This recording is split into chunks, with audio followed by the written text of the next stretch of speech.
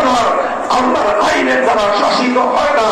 সুতরাং এগুলো এখন আর ইসলাম নেই, এটা দারুল হরব তথা শত্রু কবলিত দেশে পরিণত হয়েছে।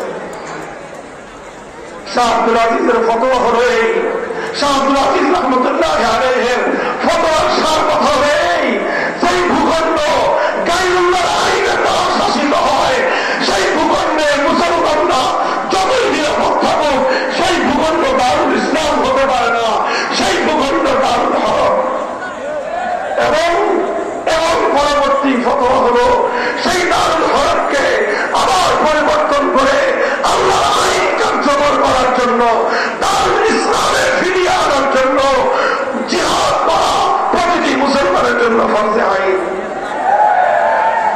এই ফতোয়ার আলোকে ভারতবর্ষের উন্নত মুসলিমা, ভারতবর্ষের মুসলমানরা জিহাদের প্রস্তুতি নিলেন। 1831 সালে বারাকবের নানান করে সৈয়দ আহমদ রহমতুল্লাহ আলাইহির নেতৃত্বে জিহাদ পরিচালিত হল। বারাকবের জিহাদ, ওই জিহাদে সংখ্যায় মুসলমানরা কম ছিলেন, দুর্বল ছিলেন, ইংরেজদের কাছে তারা শাহাদাত বরণ করলেন।